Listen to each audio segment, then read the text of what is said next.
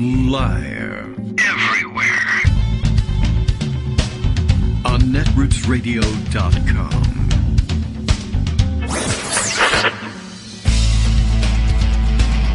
David Waldman. Kagro. In the morning. Now, here's David Waldman. Hey, good morning, everybody. How you doing? It is Wednesday, May 29th, 2024. Time for another show. Time for another malfunction, of course. It turns out something's wrong with the mouse here, or my magic mouse. It's so magical. I'm actually was in a pinch controlling the soundboard with the keyboard, which at least is still working. So, let's see what I can do to make this thing work. I'm like off at a distance here. Here we go. We'll just start by plugging it in and seeing if recharging it makes any difference. And hopefully, nothing else will happen. I got about half an hour to do that. I won't need the soundboard again until the first of our 2-minute breaks. So should be okay. And lots of excitement in the KITM World Headquarters this morning as college boy number 2 heads off on a summer road trip. So, little nerves for me, but everything seems to be okay, except apparently the car is in the shop. So that's real interesting. So, they're waiting on last-minute repairs to the car. Everything will go just fine, I'm sure. And you might hear some doorbell ringing, door knocking, who knows what, door slamming in the middle of all that. And maybe if we're lucky, maybe a little bye, see you later as well. So, hey, and if we're really lucky, it takes place during the break. Okay, so it's Wednesday, after a Memorial Day weekend. Greg Dworkin all set with a raft of stories to bring to us. I didn't see how many are waiting in the wings here. And of course, our morning stories flagged by Justice Putnam giving us the thumbs up that everything is A-OK on the broadcast this morning. A note about Robert De Niro showing up at the Trump trial in New York yesterday. I guess... Well, that's easily equivalent of all of the, non-celebrities, but members of Congress and elected officials and family members that showed up for Trump. Just sort of an odd thing. But apparently Robert De Niro decided to make an appearance as well. And, let's see. Also, of course, the fact that it's Wednesday, Greg reminds me, means that it is... post-primary day. And now I'm thinking about it. I wonder how I'm going to answer the call when it comes and I don't have the mouse ready. Let me see if I can, maybe just a few minutes of charging has made a difference. All right, we'll see. I think I can probably hit a keyboard control and answer the phone. Probably just the return will answer the phone and will highlight the... All right, well, I got troubles, That's life this morning. All right, let's see. Oh, yes. Also, by the way, speaking of people showing up for Trump outside of his trial yesterday, let's see. There we go. The mouse is connected. Excellent. Just in time. All right. Everything's going to be fine. We'll see whether I need to charge it at all during the rest of the show. But speaking of showing up for Trump outside in support, we mentioned yesterday that the family, for the most part, had not been there. Eric had been there a little bit. And Don Jr. showed up once or twice. And I guess yesterday was, I suppose, either Family Day or as mockpaperscissors.com put it, Take Your Kids to Work Day. There's a family photo here of the younger generation has showed up to, see their dad put on criminal trial, which is fantastic. All right, Greg is here. We might as well get to it because there's a lot to round up, I'm sure, as we missed out on our weekend our post-weekend update on Monday. So good morning, Greg. How you doing? Good morning. I just wanted to try and see if you could figure out how to answer the call. Yeah, with the mouse. I know you were like, I'm going to press you to see if you can find out a solution right away. Oh, you got a problem? Okay, yeah. Here. Watch this. I'll compound it. Well, as it turns out, just charging it for a few minutes while we warm up the vocal cords was enough to get the icon to appear. It often resyncs with the Bluetooth. So. Yeah. All right. Well, just in time. Okay. So, what the hell happened? Well, since it was Take the Kids to Work Day, yes. Robert De Niro decided on the other side that the Biden side, which isn't on trial, needed some support, at least the anti-Trump part, the Ken Burns side. Ah, okay. So he showed up, and he got heckled by Trump supporters. Okay. And he handled it, of course. He turned around and, spoke to them, and that was the end of that. Yeah. But Okay. what he should have done, of course, is pull a taxi driver, right? And turn around and say, "You talking to me?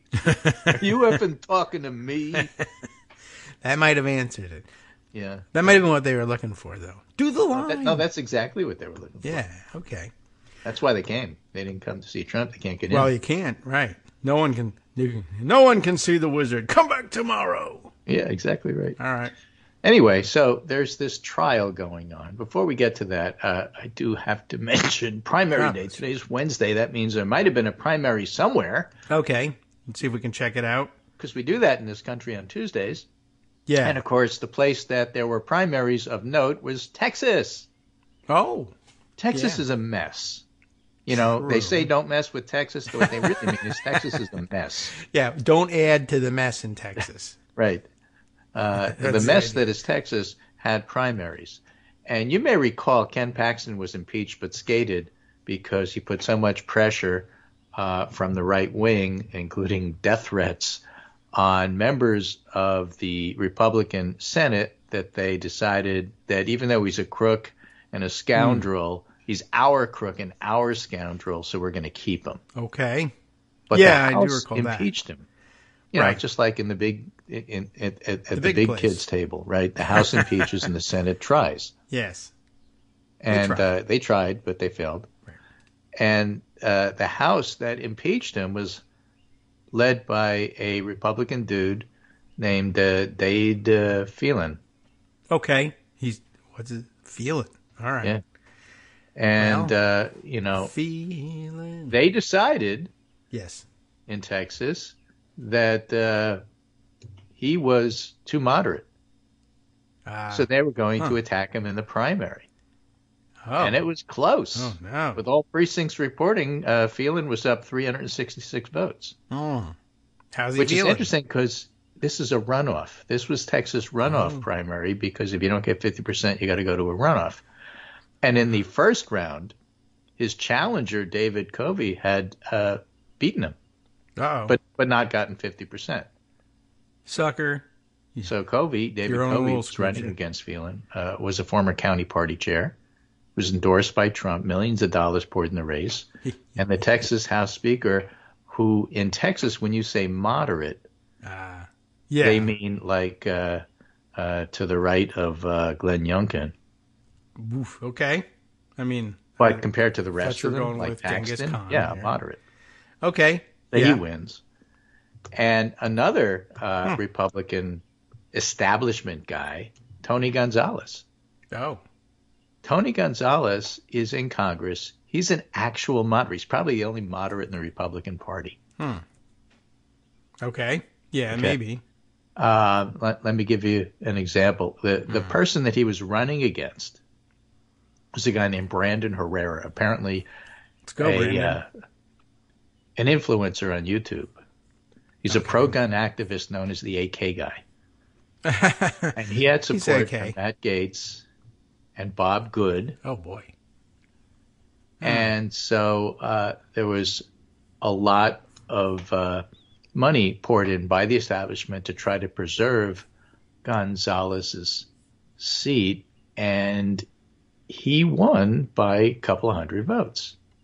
Seems to be the order of the day. Some of the ads, for example, attacked Herrera, the AK guy, for his history of incendiary comments made online, for past videos mocking the Holocaust, Barron Trump, suicide of veterans, just as a few examples. That was the guy who was mocking Barron Trump, and he almost won. How did he get? Okay, right? Mocking Barron Trump. That's something. I didn't think he. Tony Gonzalez was supported by AIPAC. Okay, that does happen. Right, because he was just like so bad. His Holocaust denial was so bad that even the conservative groups were backing Gonzalez. No, okay. Now, Gonzalez, to give you an idea, I think he had been on TV at some point, and he said basically the people in the U.S. House, the big kid table, right? Yeah, the ones who want to take down the speaker and so on and so forth, are a bunch of Klansmen. Oh, he said. Okay. I mean, that's Probably why I true. call him a moderate. I see. Yeah. And probably the only one in the party. So he wins. He keeps his seat. Dade Phelan keeps his seat. Other people lost their seats. Greg Abbott had a campaign to oust any Republican who would oppose the school voucher plan, and at the state level, won a few.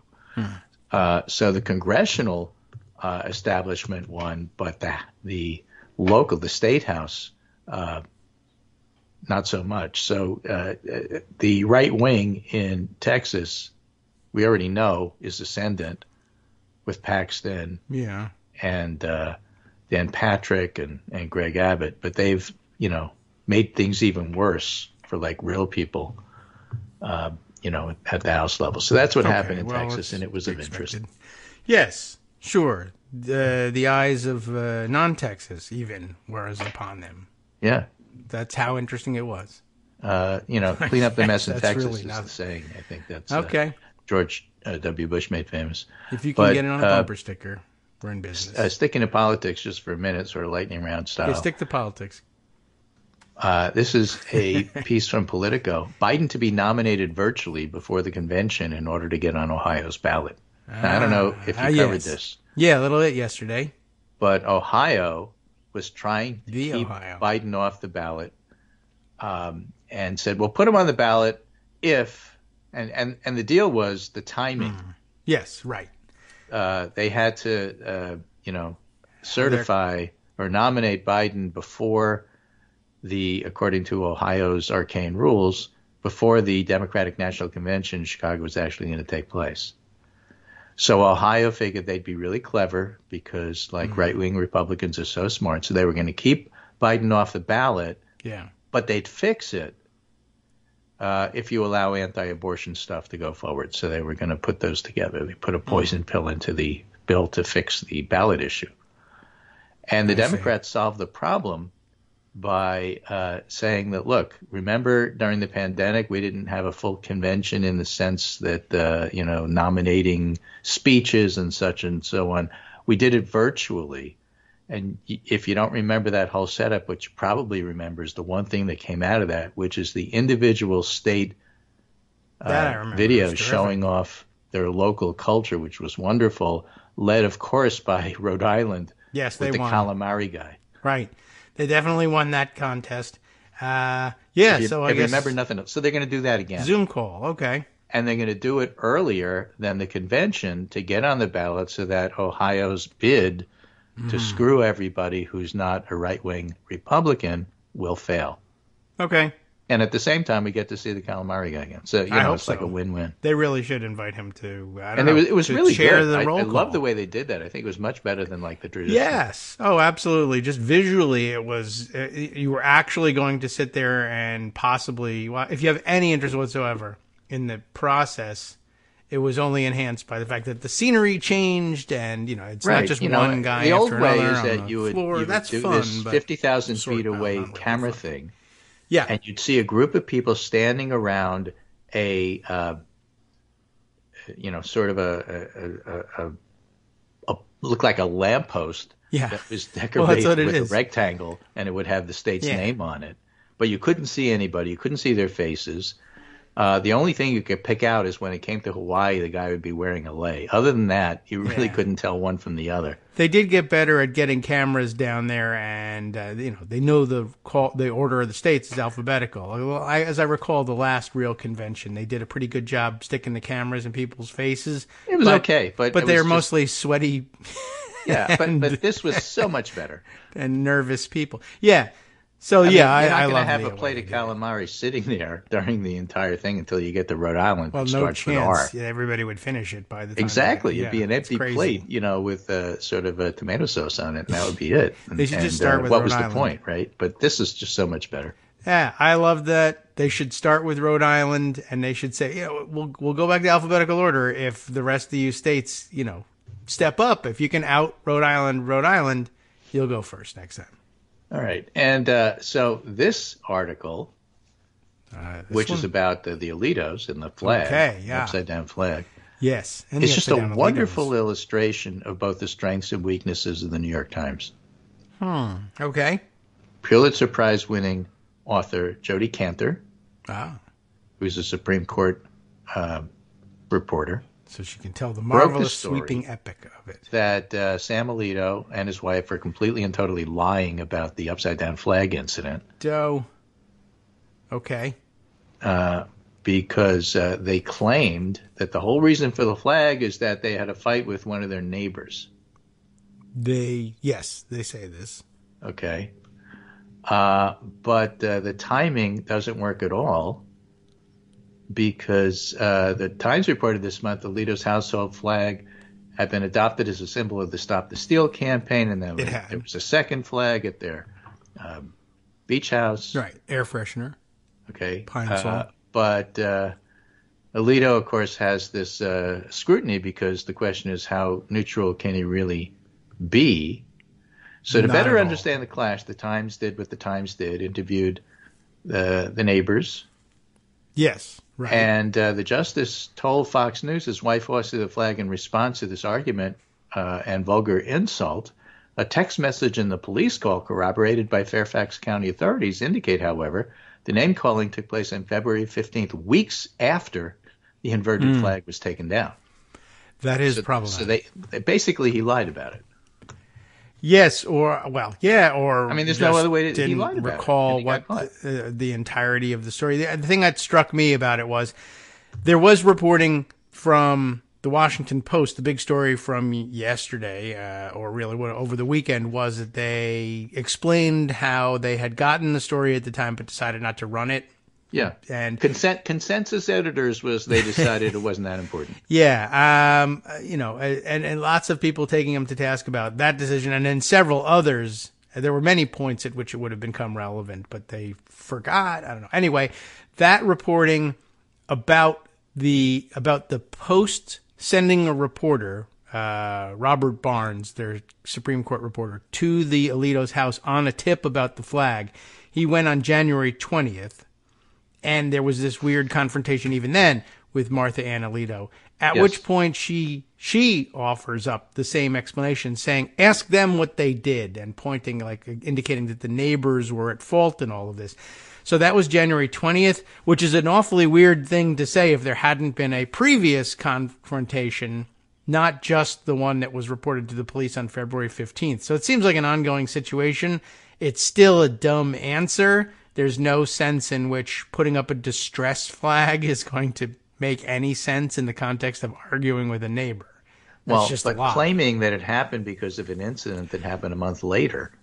Did he just say an aggravated lie? Yeah, unless it was she put it up because of an argument, one which took place on January 12th, and then there was another one that they called the police about on February 15th.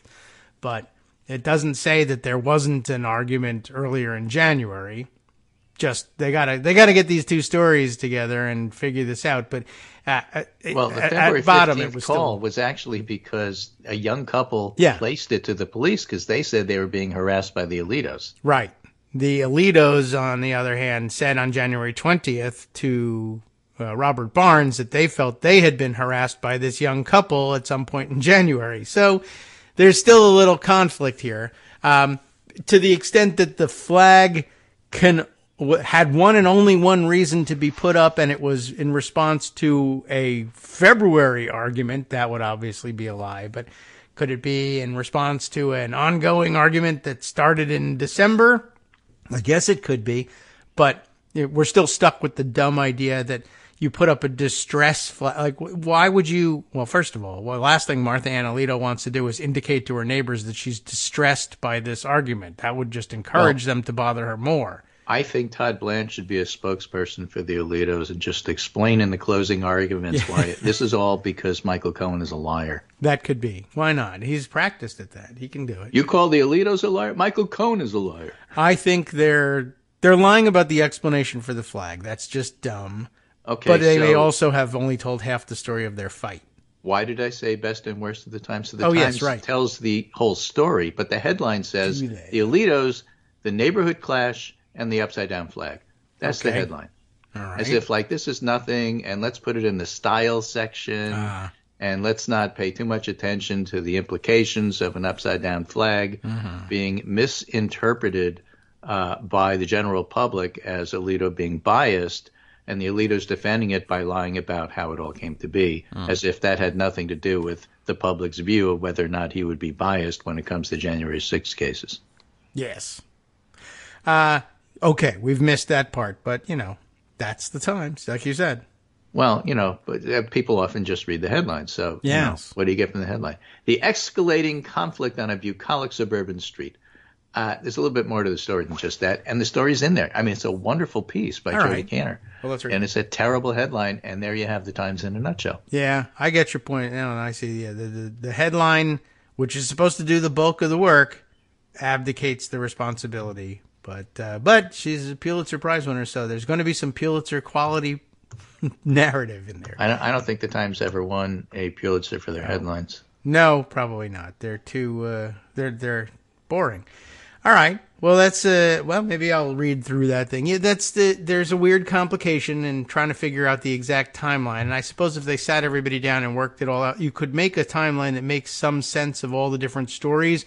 The problem is that at bottom, the idea of, well, I was in distress, not because of the ongoing insurrection at the time, but I was in distress because of something my neighbors said to me, and so therefore I used this sort of international military maritime signal to do what? To signal a passing destroyer to help you out? To come and turn its guns on the appeal to heaven flag. Right, exactly. That never made any sense, and it still doesn't. So now we have a timeline of a cantankerous couple that fight with their neighbors. Which is, everywhere they this go. isn't a Rand Paul story. It's a story of impartiality, and that's really the bottom line here, and that's why it matters. Also, Martha Ann is maybe a little kooky sounding. Yeah. Okay. Not good PR for her, and still no explanation. And so I guess we also will need some more explaining from the newspaper people who are like, yeah, it's not a story. And because it's not a story to them because they're treating it as a neighborhood dispute as opposed to, hey, this is something that a sitting Supreme Court justice should be striving at all costs to avoid association with. Yeah, I mean, after all, he's got the temperament of a judge, right? Unfortunately, he has the temperament of a Supreme Court judge. Yes. Because he is a Supreme Court judge. Temperament of a kennel club judge. I don't know. They're better. So the main story, of course, is the actual trial.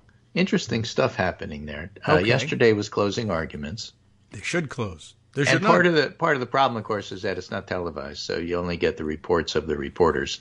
Right. Which is very good, but it's not the same thing as seeing it like with your own lying eyes. Yeah. Plus the headlines suck. Which is important because, Donald Trump's whole defense is I'm not a liar who hires liars to lie.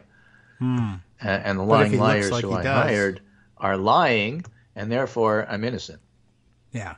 The jury, we pointed out, that was the defense argument. Sees that was the whole defense close. Oh, well, what else are they going to do? I mean, they know that they've all heard the cliche about pounding the table, so they had to come up with something else. So they just Josh Steinglass, the prosecutor, did a much better job. He poked a lot of holes in the defense's argument. This is Lisa Rubin reporting. Okay. Steinglass makes a very good point about the Dino Sajudin story. That's the doorman that they paid $30,000 to kill a story that they figured was fake. Yeah, I see. Okay. Why did they do that? Now. If it's fake. They weren't going to publish it. Okay. And given that everybody believed his story to be false, purchasing the story wasn't something David Pecker did because it was good for the National Enquirer. It was done to benefit the Trump campaign.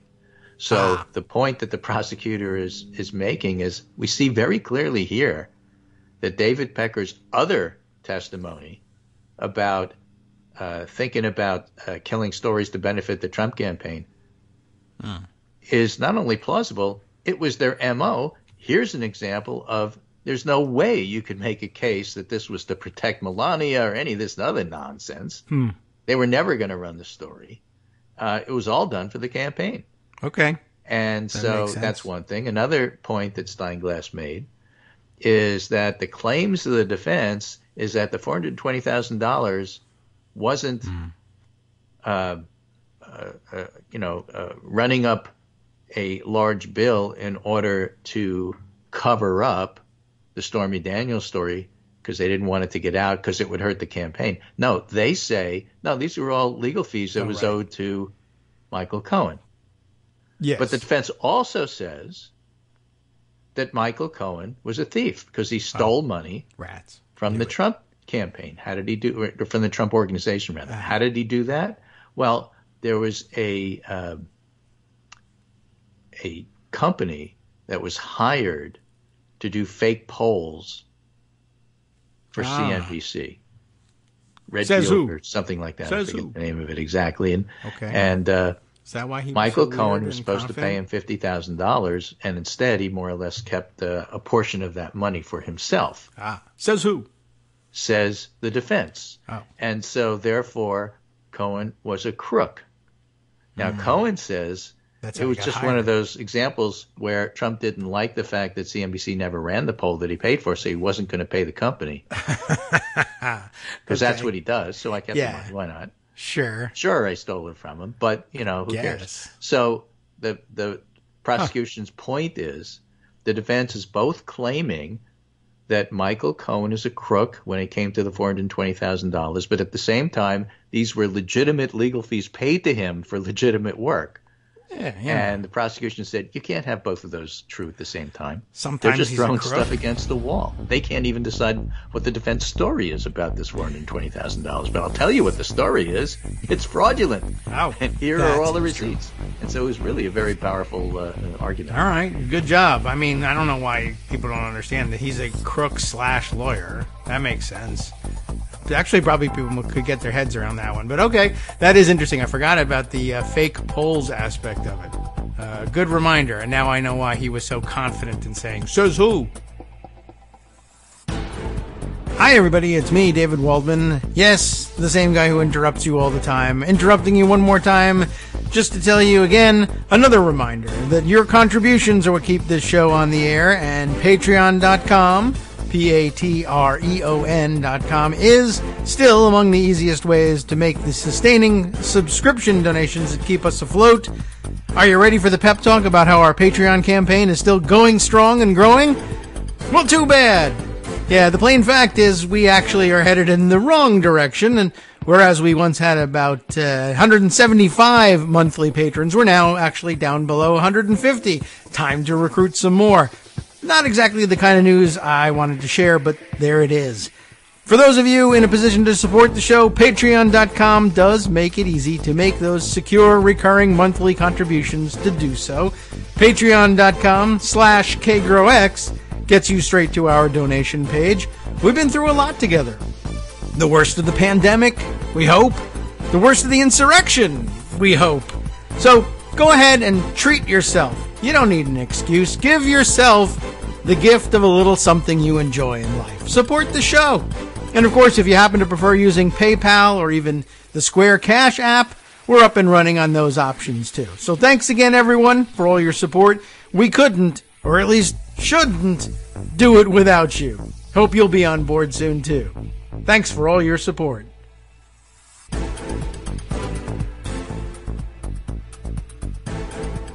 All right, welcome back now to the Kagro in the Morning Show here on Netroots Radio. All still on hold here, waiting for the road trip to take off. But it seems like things are getting back underway. So, all right, we'll head back into our news roundup and see what else is on tap. We're still here with Greg. He hasn't left on his trip yet. Well, so, basically those are some of the highlights. Now, the prosecutor had like 4.5 hours worth of summary to do. And it wound up bleeding into the 7 o'clock, 8 o'clock hour last night because Judge Marchand and very fair-minded judges wanted both sides to finish their closing arguments on the same day. And the jury agreed to stay. All right. Yeah, that was a bitter complaint of Trump's. Well, everything was a bitter complaint of Trump's. I also don't like the food. So today, what happens is that Marchand said, okay, you guys stayed late. Instead of starting at 9:30 on the dot, we're going to start at 10 o'clock on the dot. I will give you my 1 hour jury instructions, the all-important, this will decide how the trial goes instructions. Yes. Then the jury will start to deliberate. He aligned it with the end of the show. They could, come back and have a verdict by Friday, or maybe it'll bleed into the weekend. We'll see. Interestingly, just about everybody who's watching the trial does not feel that Trump will be exonerated. Okay.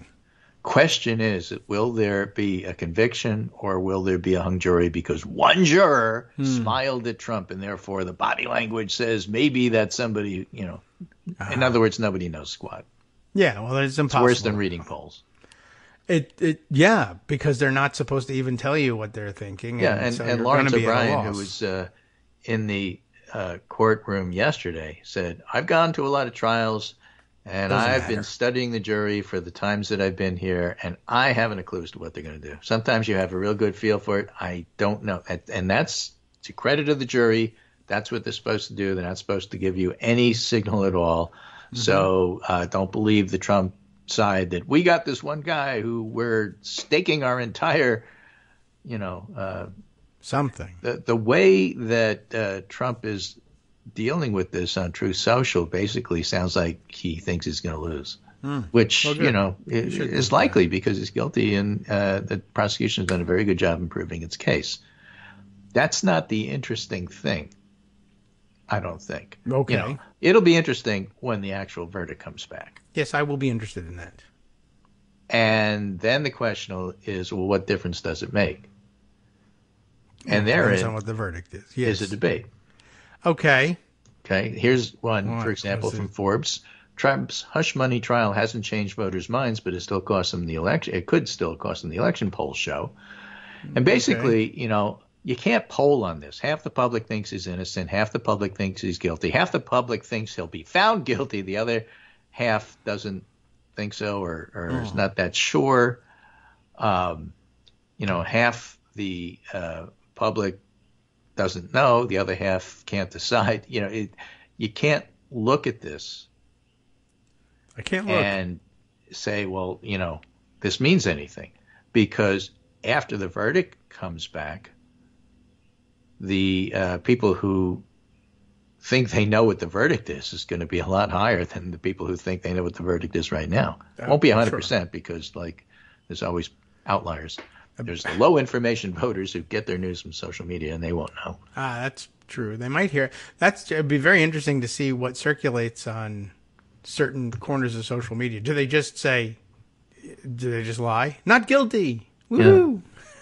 I found this really interesting article that I disagree with by Matthew Walther, who's the editor of The Lamp, a Catholic literary journal and a contributing opinion writer, who writes in the New York Times, there's a reason most people aren't following the Trump trial. Yeah. And the article is way too long to read, so let me give you the nut graph here. There is a more important reason that so many Americans have taken so little interest in this criminal proceeding, and I don't think that's true.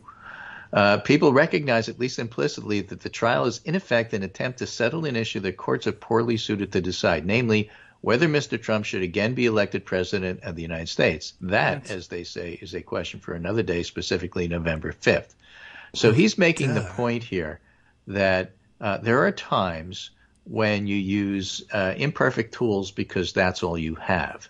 But in this case, we do have, tools that we could use in the case of Donald Trump. He himself, as a matter of fact, is something of a tool. Yeah. And the tool is that we could use the election. And so you shouldn't be doing this. You shouldn't even be having this kind of trial in this author's opinion, which I think is incredibly wrongheaded. Yeah, not very lamp-like. There are people who feel that this never should have been brought to trial. We even have some of the legals. Jed Sugarman has been in the lead on this. This never should have been brought. Actually, the prosecution made an extremely strong case, which is why it's more likely than not that he'll be found guilty. Plus, it was hilarious. And how do you feel after? How will you feel after the fact if he's failed? Well, I was still right. They shouldn't have done this, and they shouldn't have convicted them because I said months ago this was a weak case. Okay. No. Well, okay, fine. I'm laughing because Claire McCaskill was on Morning Joe the other day. That is not funny. And said, I have to tell you as a former prosecutor, that this is the day the closing arguments are going to happen, and people will always tell you that this is the most important day of the trial because the closing arguments. And she said, and most of the people saying that are lawyers who deliver closing arguments. But the fact of the matter is the trial is usually decided way before that because the jurors are a whole lot smarter than that. And they're really not that interested in the posturing that the defense and the prosecution does on closing argument day. This isn't Perry Mason. It's not like on TV. It's not You Can't Handle the Truth. It's not, a few good men. That's not what happens. You get the whole gist of everything over the course of 6 weeks. And this just sort of firms up and reminds people what's going on here. What? So, that being said, there's reason to bring this. And one of the things that the trial does, of course, is establish fact because it's under oath before a jury with evidence. And one of the things that the trial does is establish character under oath with fact. So what this trial has done, even without television, it would be much better with television, but even without television, the character of Trump, who clearly did what the prosecution says he did, and acted in a way that is beneath the office of the President of the United States, let alone a decent human being who would be one of your neighbors, is just brought out so clearly and eloquently by both people loyal to him and people who have a grudge against him. And that grudge would be explained by other character flaws, like never paying his bills. Yes. That's who he is. And so this trial has done a wonderful job in establishing that. For people who don't want to see it, they're not going to see it. That's politics. That's a different issue. But the fact of law and oath and the way the legal system works has done the United States and the public a service by establishing under oath with fact that this is who he is. Sure. Whatever the results of the verdict are in terms of how the public sees it. Yes, this was a great window into, well, we all knew that he was just a despicable human being, but some people are late in tuning in. Yeah, I mean, we knew early because, I'm from New York. Yes, well, that's true. Well, yeah, it is true. Going back to the Central Park Five, I know exactly who he was, and he hasn't changed. Some people needed to be reminded or see it again or see it in a different context. There's nothing wrong. Look, the point obviously is, oh no, the guy from the lamp doesn't like the way it went. Well, too bad. Well, his view is that this is just a partisan attempt to try to relitigate the 2016 election. No, it's not. Not at all. Not at all. He won. Nobody's arguing that at all. I guess I see. The point is he cheated to get there. Yeah. And so that doesn't take the win away. But it does expose him for who he is for the next time. Yes. If you would like to say that it took the win away, I am open to considering that if you would like to make that argument, Lamp. It's worth considering that, he won didn't win, but, he was handed the White House by the skin of his teeth. And as it turns out, his teeth were all covered with lies as well. So, yeah, it's worth finding out. How would it not be? How would a journal called The Lamp not be interested at getting at the truth behind that? I don't know. What's the lamp for, sir? I don't know. It's supposed to shine a light on the whole Stormy Daniels hush money thing. I guess so. They probably didn't think that was what they would see when they turned the lamp on. But if it's there, it's there. Yeah. So speaking don't call of polls, yourself by the the lamp way, if you don't like it.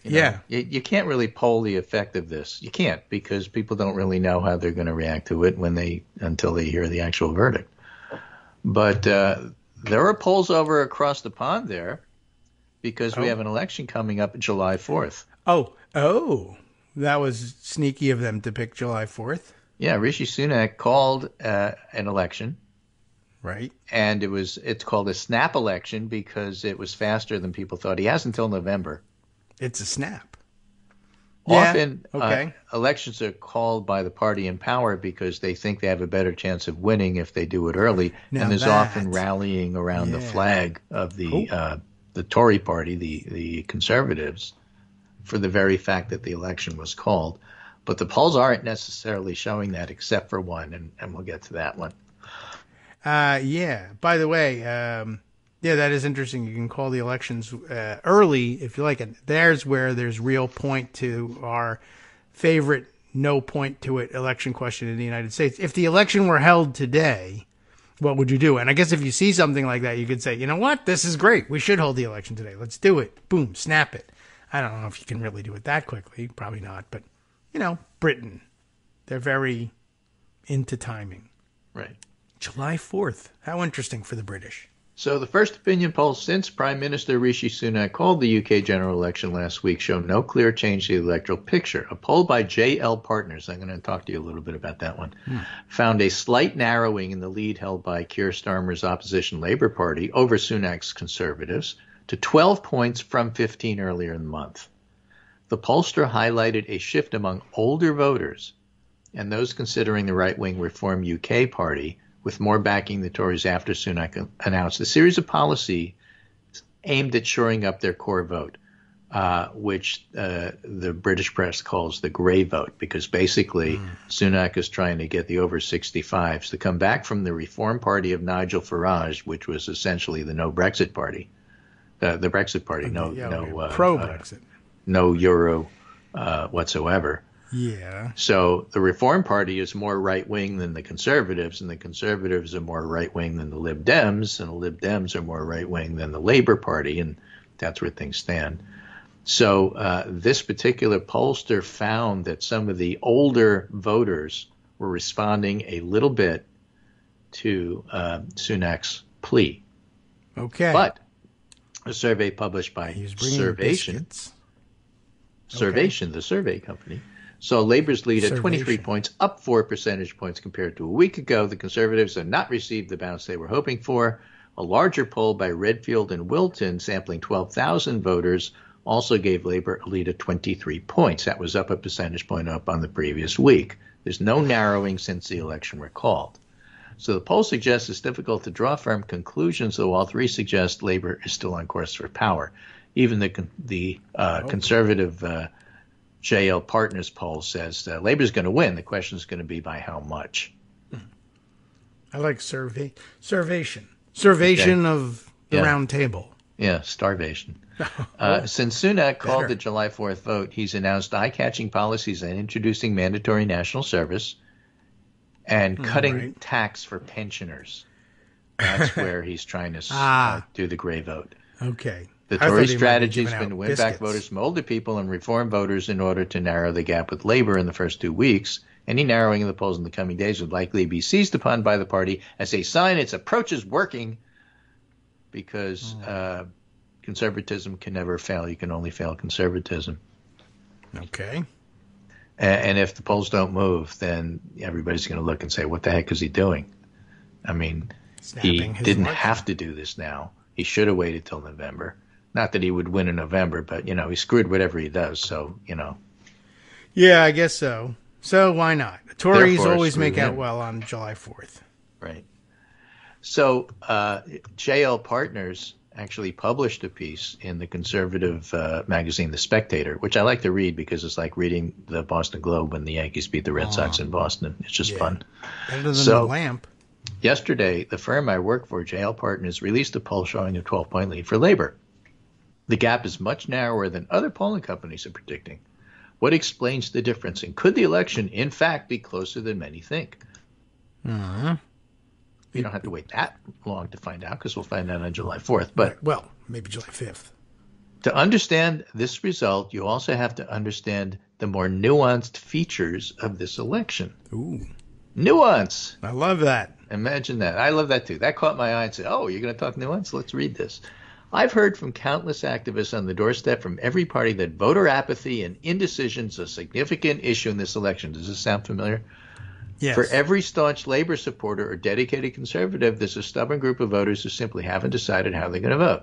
This group is a challenge for pollsters to deal with. To work out how they're likely to vote, pollsters often need to use some form of prediction.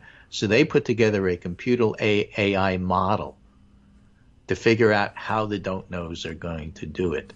And I'm not going to go into the details, technical details of how they did it. But basically, they use a proprietary, other pollsters don't do this, method to figure out where the undecided vote is going to go.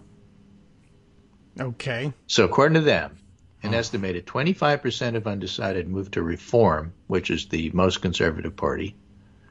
Last year, we reported that 11% of conservative voters intended to vote for that party. Failing to convince these undecideds could be the difference between a bad loss and a total annihilation. Okay.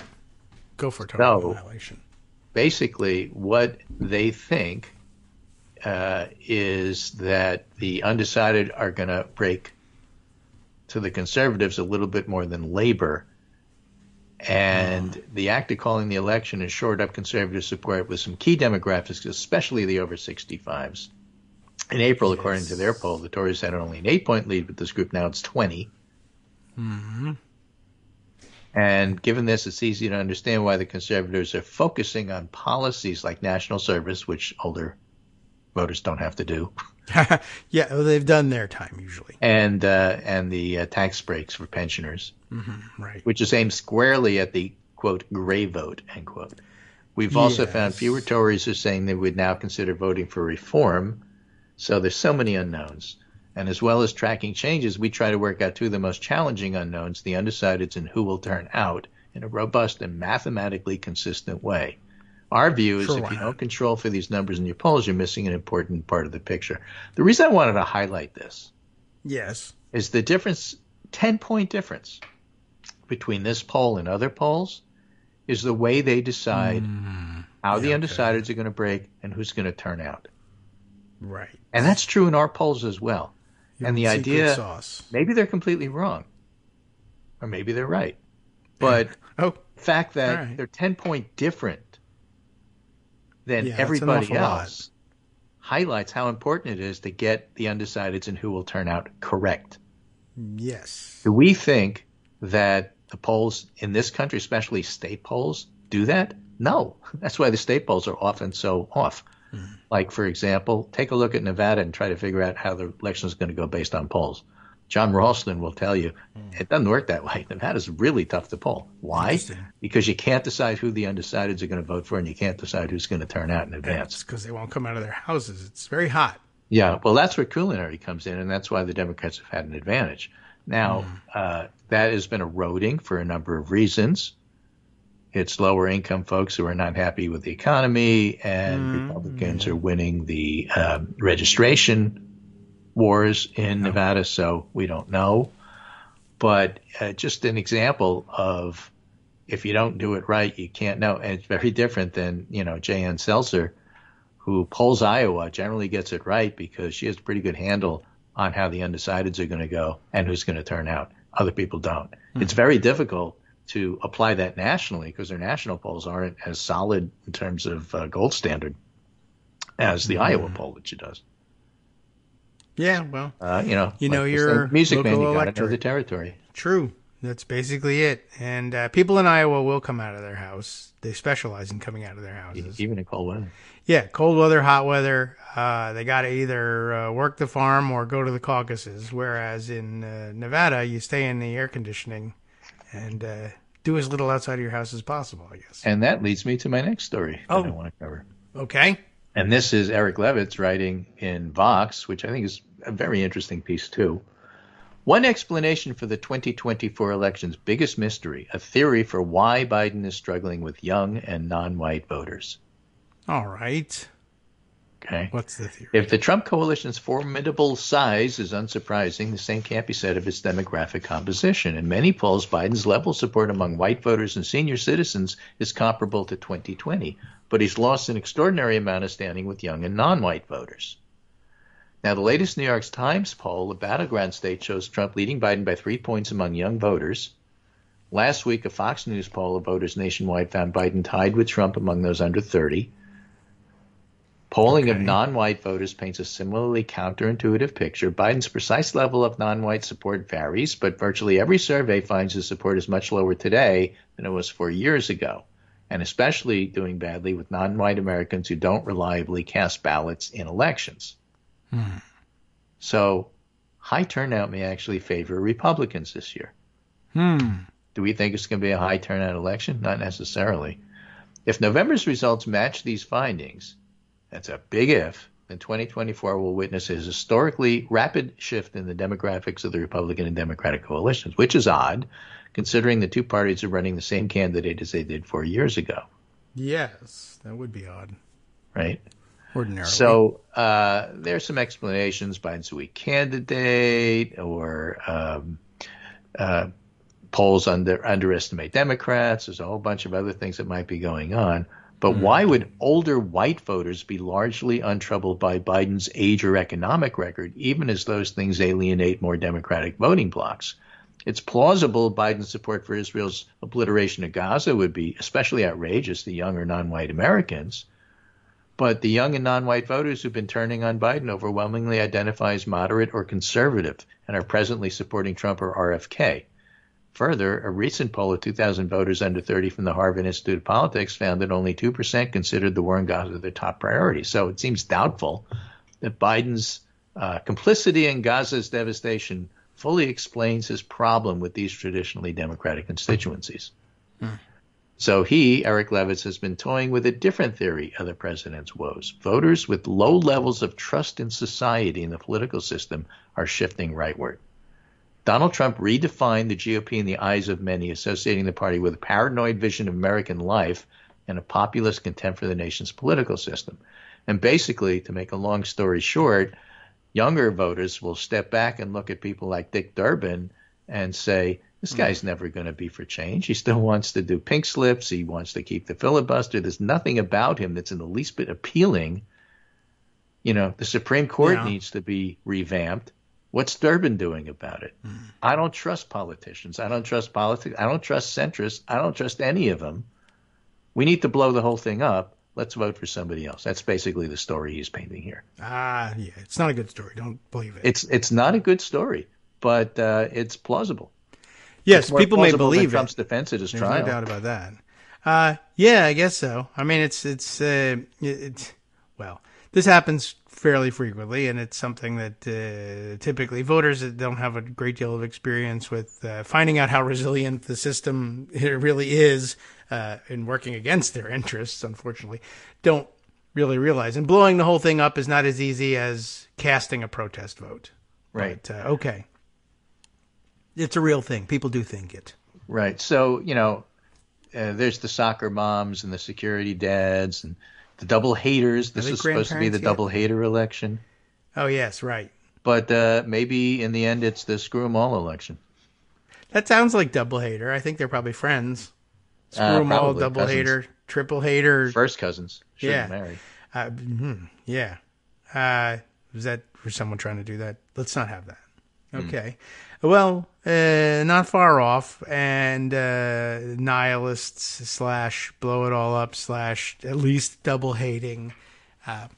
Look, the reality is that that's not going to catch on nationwide, and your corner of blow it all up just, it just moves a fraction of a point here or there among the two people who are contesting this election. Sorry, it's just not that popular an idea. So you're probably better off worrying about what your action at the margins does to the two major candidates and deciding which one is, the lesser of two evils, and vote accordingly. Okay. I don't know if they're listening. Well, here's an example. In a 2019 study of social trust in the U.S., Pew Research broke the electorate down into high trusters, medium trusters, and low trusters. Okay. Among voters under 30, 11% fell into the high trusters and 46% were low trusters. And among seniors, high trusters were 37%, low trusters were 19%. Okay. In Pew's data, younger voters generally express less trust in major American institutions than older voters did. So as the author points out, there's a lot of data points that support this, but none of them prove it. Okay. Here's the flip side of this. What if these low trusting people simply don't show up? Then Biden wins. Okay, good. And so again, you get back to the whole thing about that UK poll. trying to decide how double haters are going to vote and who's going to show up are the two things that polls just struggle with. Yeah, well, right. And even the people who answer the question aren't particularly sure. I think I'm going to show up, but then, so I'll say, yes, I'm going to show up. And then the day comes and they don't show up. You were lying. Well, I was telling you what I thought was going to happen later, but turns out it didn't work out. There was something really good on TV that day. Right. So I wouldn't go. Or I decided how much I really Now, Levitz also makes the point that one of the problems that Biden had was with COVID vaccination mandates. And that's one of the things that led people to not trust government. Extremely high salience issue. RFK made it a big deal, and then he decided it wasn't a big deal. And that's really hard to know. I mean, there's a lot of points he says here and sort of presents as fact, which really are kind of disputed. So he recognizes this and writes at the end of the piece, don't trust this theory, but don't dismiss it either. All right. Well, take it seriously, but not literally. Right. So there's long been structural reasons to expect Democratic Party share of non-white voters to decline, including the weakening of the black church. Distrustful voters participate in surveys, but they do so at much lower rates, so it's really hard to know exactly what they think. It's like Schrodinger's voter. Okay. I don't trust the establishment, so I'm not going to participate in this poll. Well, okay, I'll participate in this poll. Well, then maybe you're not that voter. Maybe. Yeah, that's true. Think it through. Look, either boycott the whole thing or leave the rest of us alone. Right. All right. Well, they're still deciding even whether to participate.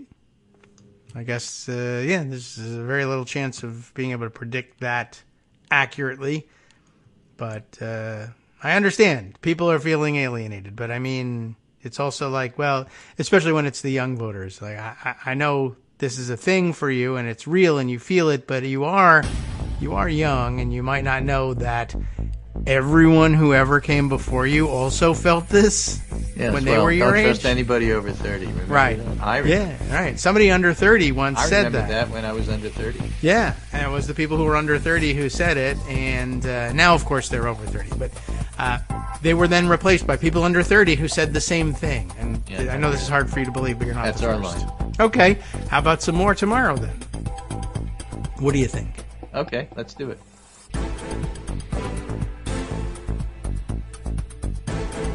All right, welcome back now to the Kagro in the Morning Show here on Netroots Radio. Lots to catch up on. Why don't we read through that Alito story just so that we're up to date on all the nitty-gritty details. We didn't really have time to do that during Greg's segment and still get to all of the stories that Greg had in the pipeline. And we still probably didn't get to all the stories that Greg had in the pipeline, but that's what we have Thursdays for.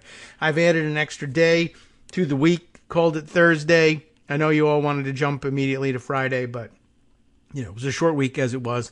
So more to catch up on there. But here is the Alito story.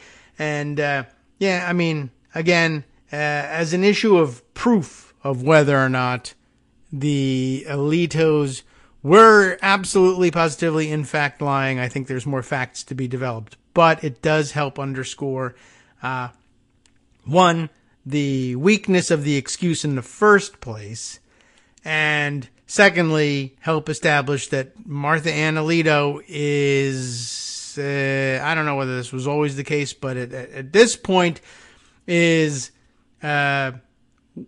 so frustrated and angry that she's willing to disregard instructions from her husband, the justice, about how to comport themselves in public. And it may be that Sam Alito as well has lost patience with the decorum that's expected of him in public as well. I don't know who's driving it here, but it's you get a pretty clear picture of, there's a lot of real strong, do you know who I am energy in all of this. And just, I'm the wife of a very powerful actor in our political system, and you might as well admit that that's who he is at this point. And I'll bring the system crashing down on all of you, kind of a thing, which is really, a pretty good sign. You should be retiring from the court and moving away and leaving the rest of us alone at this point. The Alitos, the neighborhood clash, and the upside-down flag. Remember the bad headline on this? There it is.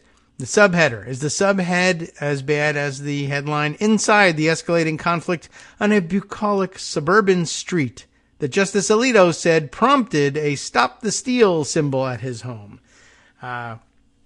Which, of course, has never made any sense. The piece is illustrated by the side-by-side photos of Martha Ann Alito and their neighbor, Frances Pugh, apparently. But Emily Baden is, in fact, the neighbor here in question. And she, I think, is she the daughter who was then living at the neighbor's home, who has since moved to the West Coast, who wouldn't give or couldn't give comment to the story from Saturday in the Washington Post. Let's find out. Jody Cantor reports on this one.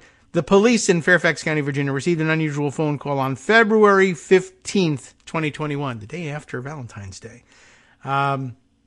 which, as a matter of fact, was the day after Chris Coons' hot date, I guess, that kept him from being interested in listening to the testimony of any witnesses in the second impeachment trial of Donald Trump. What a momentous date. Well, at that point, a young couple who no doubt had had a wonderful Valentine's Day, nonetheless were having a terrible Valentine's Boxing Day, I guess, because they claimed they were being harassed by the wife of a Supreme Court justice. And here's where I think the big, do you know who I am energy comes into all of this. This is real interesting in that it paints a picture. I don't know whether they were trying purposely to paint this picture so that, to make the Alitos look worse than usual, but it is, you can sort of sense this frustration here. They're essentially telling the story that somebody who feels that they are beyond accountability is harassing us. And does anybody know what to do with this? It's an interesting question. Somebody in a position of authority needs to talk to her and make her stop, said the 36-year-old man making the complaint, according to a recording of the call reviewed by the New York Times. The officer on the line responded that there was little the police could do. Yelling was not a crime. Well, sure. Well, it depends on what you yell, right? That's not exactly true. Yelling isn't a crime necessarily, but what if you're yelling fire in a crowded theater, as they used to suppose when considering hypotheticals of the Supreme Court? But now I guess the Supreme Court just does what it wants to do. The couple placed the call after a series of encounters. That's the key point here. Series of encounters with Martha Ann Alito, wife of Justice Samuel A. Alito, Jr., that had gone from uneasy to ugly. That day, Emily Baden, whose boyfriend and now husband contacted the police, had traded accusations with Mrs. Alito, who lived down the street. In a recent interview, Ms. Baden admitted to calling her a lewd epithet. And I think we get some further clues about which lewd epithet that is, but if you can't guess, maybe, whatever. I don't know. You could wait around for more hints, or maybe you're just a very pure-minded individual. Probably a lamp reader. Anyway, the clash between the wife of a conservative Supreme Court justice and the couple, who were in their 30s, liberal and proud of it, played out over months, there's another clue, on a bucolic block in Alexandria. It was the kind of shouting match among private citizens at the height of tensions over the 2020 election that might have happened in any mixed political community in America. But 3 years later, that neighborhood spat, which both sides said began over an anti-Trump sign, had taken on far greater proportions. The Times reported this month that Justice Alito's household flew an upside-down flag, which had been adopted as a symbol of the Stop the Steal campaign in January 2021. The justice, who did not participate in the contentious neighborhood exchanges, cited the dispute as the reason his wife had raised the flag. But I think people have been reading this a little too closely. Cited the dispute. So, well, to preview it, I mean, if you've heard this story already or heard the details of the story, the dispute, does that mean the exchange of words on February 15th that prompted the call to the Fairfax County Police? Or is the dispute the one which was referred to moments ago as having been, where is it? as having played out over months on the bucolic block in Alexandria. And I have a feeling that, well, it's certainly an easy enough claim. No. The dispute which led to the decision to fly the flag upside down, I mean, I really don't believe that that's still the reason that they did it. I mean, I still doubt that. But the dispute clearly extends well before, or from well before February 15th. It's months long. 1 month before would be, of course, January 15th, which was about the date that the flag ended up flying upside down. But, for people yesterday on social media ran around saying, well, this is clearly an indication that Alito is lying about the motivation for the flag because he says it stemmed from the dispute. And the dispute in their mind is a February 15th event. But it does say right up top here, without putting a date on it. I wish they had done that. They couldn't. They don't know exactly when it started. But if it was months long, if it was a month long, that brings us to January 15th. If it was months long, then it brings us at least into December and maybe further back than that. But at any rate, the Times reported this month that Justice Alito's household flew the flag upside down, right? As and that had been adopted as a symbol of the Stop the Steal campaign, if it is one. The conflict in the Virginia neighborhood does not explain why a second flag associated with the January 6th riot, as well as with a Christian nationalist movement, later flew at the Alito's New Jersey beach house. The justices offered no explanation for that flag, which the Times reported on last week. And the best conclusion really to draw from all of that is that they had entirely different motives for flying both the Appeal to Heaven flag and the upside down American flag. They were also angry at their neighbors, and they were angry at their neighbors at something that stemmed from the motivation that other people have used to fly both of those flags in that manner. And so it's probably a much stronger conclusion to find that, yes, they had political motivation to do both things that also led them to have a dispute that was over the same political subjects. And they thought that somehow pinning it on being angry enough to exchange words with their neighbors all the time was somehow enough of a distraction that they could say, well, it wasn't that we loved the January 6th riot. It was that we hated our neighbors who hated the January 6th riot. It doesn't do very much to erase that part of the story. At any rate, since these incidents came to light, Justice Alito has come under sharp scrutiny, with Democratic lawmakers and legal experts calling for him to recuse himself from matters related to the January 6th, related to January 6th. Ethics experts and former judges said that the neighborhood dispute, or spouse's beliefs, do not justify violating the rule that judges should avoid any appearance of political opinion or bias on issues that could come before the court. And that's still true. In the coming weeks, the court will rule on two key cases that will shape how accountable the Capitol rioters and former President Donald Trump can be held for January 6th and surrounding events.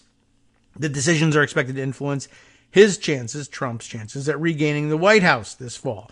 Amid the controversy, Ms. Baden said she was surprised to find herself playing a central role in Justice Alito's account about a war of words, political signs, and a flag. I never saw the upside-down flag, never heard about it, she said, which is useful in trying to figure out where the evidence falls in all of this. Like, for instance, my basic problem with the idea that Mrs. Alito is trying to say, well, it was an international distress symbol. Well, okay. I mean, it is one. That is true. Why were you using it? Well, because it's an international distress symbol. All right. And who were you trying to express this distress to? I mean, you didn't call the police. You're not in that kind of distress. Were you trying to signal it to Ms. Baden here? Well, one, she never saw it, so that didn't work. And two, supposing she had seen it, as I mentioned earlier, it probably would have made her say, well, good, she should be in distress. She's an idiot.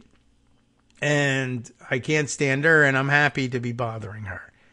It doesn't make a great deal of sense. There's no real, I mean, except, I suppose as evidence that she's not in her right mind. She's a cuckoo bird. She just, flies off the handle of just about everything. It's good evidence of that. But that's all. So there you go. That's also very interesting. I never even saw the upside down flag. To better understand the clash, the Times interviewed Ms. Baden, her mother, and her husband, as well as other neighbors, and reviewed the texts that Ms. Baden and her husband sent to friends after the episodes. Justice Alito, who did not respond to questions for this article, has in recent weeks given his own explanations of what happened. There were some differences, and this is what people were keying on. For instance, the justice told Fox News that his wife hoisted the flag in response to Ms. Baden's vulgar insult, which is only sort of vaguely true, I think, is what's coming out of this. A text message and the police call corroborated by Fairfax County authorities indicate, however, that the name calling took place on February 15th, weeks after the inverted flag was taken down. And so people were kind of keying on that. However, there's no indication here, for instance, that Alito put a date on the name calling. And my suspicion is that there was a lot of name calling going on here. After all, the dispute had been going on for months, and it's not entirely clear to me that it's inconsistent with the accusation that the name calling included the use of vulgarity on lawn signs earlier. But I also think that with the passage of 3 years, it's entirely possible that Justice Alito has gotten some of the timeline wrong. One day there was some name calling. The other day there was some vulgar signs, et cetera, et cetera. And I'm sure words were exchanged on many days. Justice Alito's version of events was that the flag, quote, was briefly placed by Mrs. Alito in response to a neighbor's use of objectionable and personally insulting language on yard signs.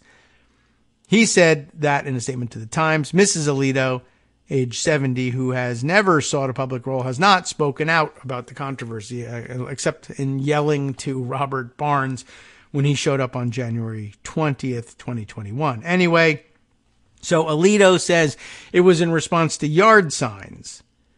And maybe it was, because the February 15th is about the exchange of words, maybe yes, maybe no, involving yard signs. The strange thing that Mrs. Alito yells out to Robert Barnes, ask them what they did. Why would she say that on January 20th if there's no interaction between the couple until February 15th? It might indicate that the story behind the flag that Alito is offering is a lie. It might also indicate, though, given what the Times is reporting here, that the dispute has been going on for months, that there were several episodes. So I don't know that this February 15th phone call does much to establish that the Alitos aren't telling the truth about the nature of the conflict with their neighbors. The real issue, though, is that the reaction, the flying of the flag upside down, just doesn't, in any common sense interpretation of a confrontation with neighbors, make any sense. I think they were having a confrontation with their neighbors that they were very angry about and probably behaved inappropriately in that exchange. And I think Mrs. Alito got a little Ginny Thomas in her, and maybe even got the idea, who knows, from Ginny Thomas. But the flying of the flags is a pretty clear indication of at least Mrs. Alito's political allegiances. And, they're a married couple. In all likelihood, they share in some of those political allegiances. And maybe she did or didn't consult with him, I don't know. Maybe she thought Sam wouldn't have any idea what these symbols really meant. The pine tree flag is, after all, an old Revolutionary War symbol. They were probably counting in that case on neighbors not knowing what the hell that was all about. Although, why you would take a picture of it, I'm not really sure. Unless if they had some neighbors in Long Beach Island who were totally keyed into the new Apostolic Reformation movement, that might mean something. But it also, I mean, it would be like seeing a Spirit of 76 flag flying somewhere. It was kind of a novelty. You had to know about the New Apostolic Reformation connection and the January 6th connection in order to care. Anyway, the justice elaborated later in an interview with Fox News, saying that in January of 2021, a neighbor on the block displayed a vulgar anti-Trump sign. I can imagine. And it was displayed, to much horror, near where children wait for the bus. I know. But look, children wait for the bus everywhere. And quite frankly, if you've ever, had, you shouldn't be hanging around where the children wait for the bus. But if you're nearby or you're just passing by, depending on who's waiting for the bus and what age, you'll hear worse where children are waiting for the school bus. But okay, an vulgar anti-Trump sign. They can put it in their yard. It's not necessarily all that nice. I don't know how near it was to the bus stop. And in all likelihood, the kids either didn't care one way or the other or didn't even notice. Anyway, their eyes are probably on their phones and gadgets, not what's in the neighbor's yard.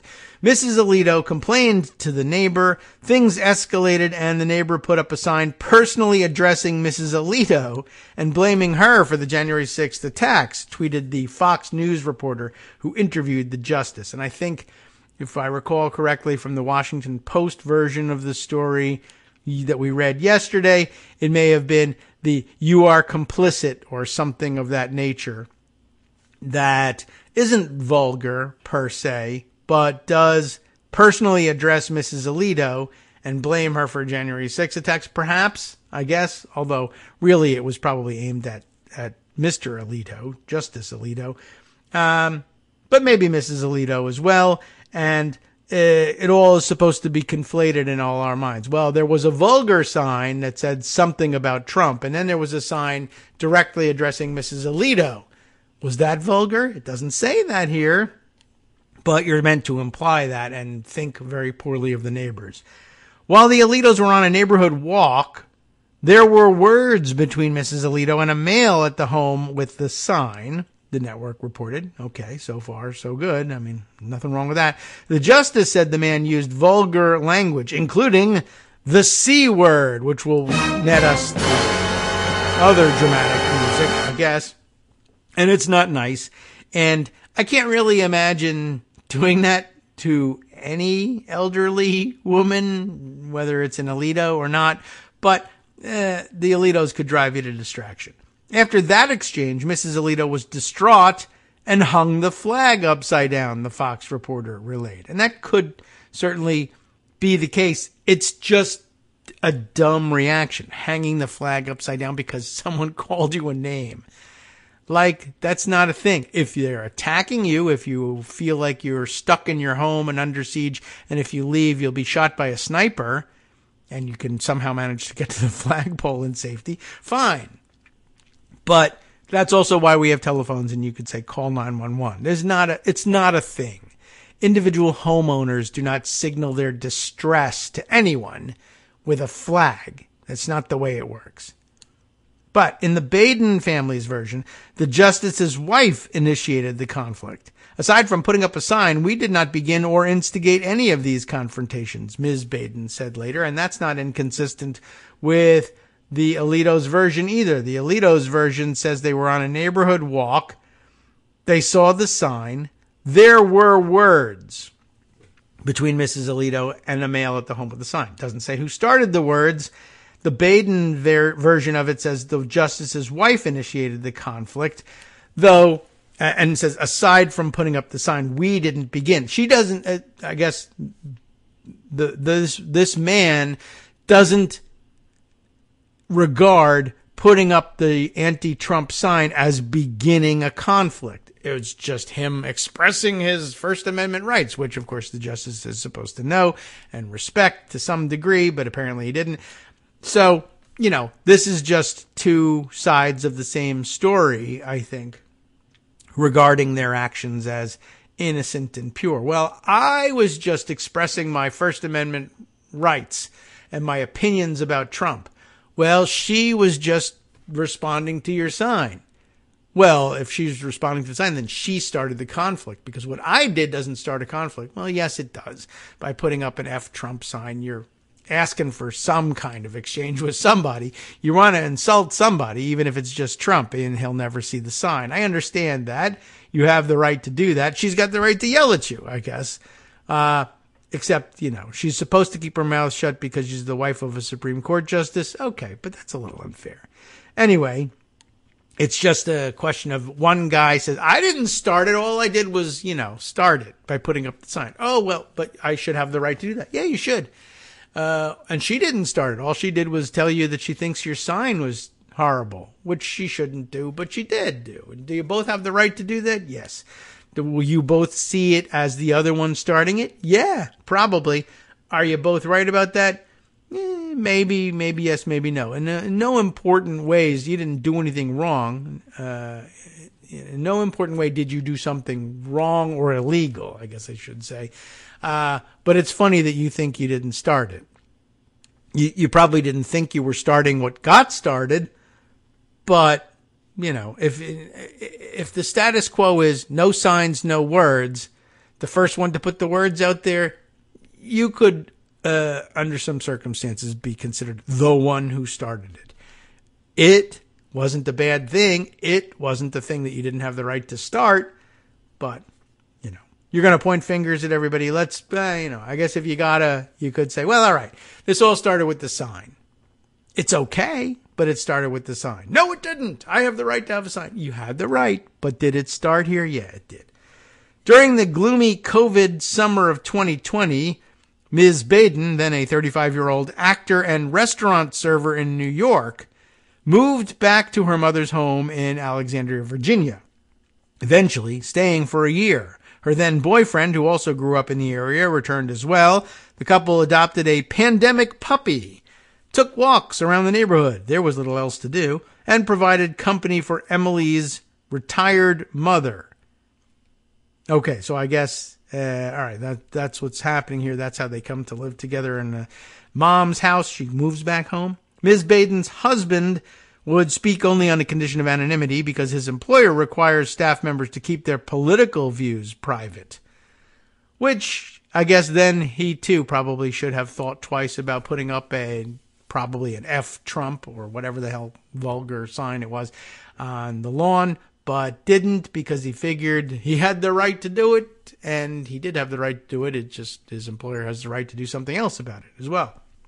Lots of overlapping issues about rights and responsibilities and, the requirements of your own job. The couple participated in Black Lives Matter protests in Washington, propped up Biden-Harris signs, and on the Saturday in November when the election was called, whooped and danced in the streets of the nation's capital. Okay, I mean, that's fine too. I don't know whether they did it at the nation's capital or they stayed in Alexandria, but I whooped and danced in the streets where I was, so it's understandable. But again, if Baden's husband's employer requires staff members to keep their political views private and he's propping up lawn signs, then I guess he's not in compliance with that. Although it may be an employer that he took up with since this confrontation, which is also a possibility and they don't address in this narrative. When they got home, I guess they did go to the nation's capital, they displayed a political sign they had made from torn up Amazon boxes saying, "Bye, Don," on one side, and, well, they actually give you the whole word and everything here. We'll just tell you the F Trump. Yes, exactly what we thought it said. F Trump on the other. Bye, Don, and F Trump. And yeah, I guess if this is the sign, that maybe it looks like they took a picture of it on their way back on the metro. So the November 7th, 2020, taken on an iPhone here. When I say torn up Amazon boxes, they make it sound like they spelled it out like with pieces of a box, like a ransom note. But all it was they took some cardboard that happened to be an Amazon box and turned it over and spray painted in silver lettering "By Don" on it. So, And I guess it said F Trump on the other side, but why it's even described as an Amazon box, I have no idea. It's just a cardboard box. Amazon should sue them. Although, maybe they did that as a dig at the Washington Post because of the ownership. Anyway, I'll read you a little bit more and then we'll take our break. Ms. Biden's mother, Barbara Baden, Ms. Baden's mother. Did I say Biden's mother? I didn't mean to do that. All right. Barbara Baden, 75-year-old former executive at the Public Broadcasting Service and longtime resident of the area, said she hesitated over the sign at her home. How do you like that? Because she feared it looked tacky. She's right about that. But she left it up because she did not want to interfere with what she saw as the couple's expression of political concern. They made the signs with good intent, she said. Shortly after Christmas, there we go, months long, as Emily Baden was with her dog in her front yard, an older woman approached and thanked her for taking down the sign, which had merely blown down. The genesis of the words exchanged. We'll be back after this. Hi, I'm Scott Anderson, the guy that writes the daily summary for this show, Kagro in the Morning. Thank you to everyone that supports this show. Many of you send donations through PayPal, Patreon, Square Cash, Radio Public, and so on. Some of you write your own essays and send them in, or read articles with your own commentary. We appreciate it. Now, some of you are listening to this and thinking, I'd like to help, but isn't there something I could do that wouldn't require money or effort? Why, yes, there is. You can just like us. On Daily Kos, they call it the recommend button. YouTube has a thumbs up. There are hearts and likes and love buttons. Tap our love button. Tap our love button every day. Share our shows and summaries on Facebook and Twitter, YouTube and iTunes, Stitcher and Amazon. Most of these places allow you to write a review, so a sentence or two would be great. Recommend us to social media, or tell your friends to listen to the show. You aren't just helping us, you're helping them find their new favorite thing to listen to. You could change the world. So thank you in advance from me and everybody else in the world.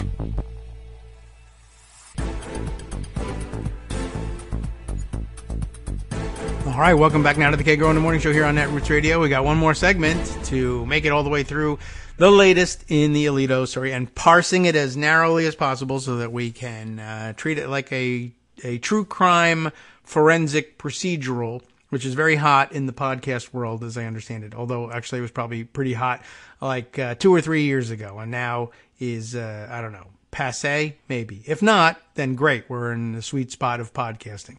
All right, so as we were saying, the mom had very little to do with this. She worked for a former executive at PBS, thought the sign was tacky, but left it up because she didn't really want to interfere with things, and didn't want to have that confrontation in her own house. But shortly after Christmas, as Emily Baden is out with the pandemic dog in the front yard, an older woman approached, thanked her for taking down the sign, which had merely blown down. Ms. Baden realized that the woman was Martha Ann Alito. I don't know how she realized that, but she knows who lives in their neighborhood. The sign was offensive, Mrs. Alito said, according to both the justice's account and a text message from Ms. Baden to her boyfriend. That, of course, was offensive, I'm certain, to people on different levels. Even Mom thought it was tacky. F Trump, right? By Don F. Trump. Ms. Baden told her the sign would stay up, she recalled in the interview. The family was taken aback. Which family? Though the Badens and the Alitos lived just short distance apart, Barbara Baden couldn't recall ever communicating with the justice's wife beyond a neighborly wave. That's not unusual. In the interview, Emily Baden could not remember whether she put the signs up again. Maybe yes, maybe no. Then came January 6th. Rocked by the violence and threat to democracy, the couple soon put up new signs in their yard saying, "Trump is a fascist," and "You are complicit." I don't know whether that's on one side or that's the two sides of the sign or whatever. And they may, in fact, actually be addressing Mrs. Alito because so far she's the only one we know of who has come and commented about the sign one way or another to them. It's rather a broad accusation to be leveling at the entire neighborhood. You are complicit. There are likely plenty of never Trumpers and Biden voters and dyed-in-the-wool Democrats who were not complicit in the neighborhood, they probably, it's easy to conclude they're talking to the only person who has ever spoken to them about the signs. Although what's interesting is that, even in this description, Mrs. Alito doesn't come and yell at them about the sign. She comes and thanks them for taking it down. Oh, I didn't take it down. I meant for it to stay up. Oh, well, you shouldn't because it's kind of offensive. Well, I'm going to put it back up anyway.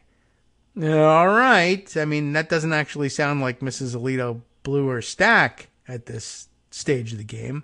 Maybe later. It's still overreaction if it's just about signs, though.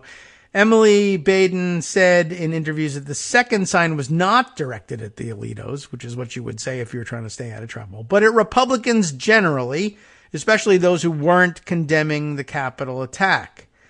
And if you're spray painting on a small piece of cardboard, you can't necessarily fit. If you're not condemning the attack, you are complicit.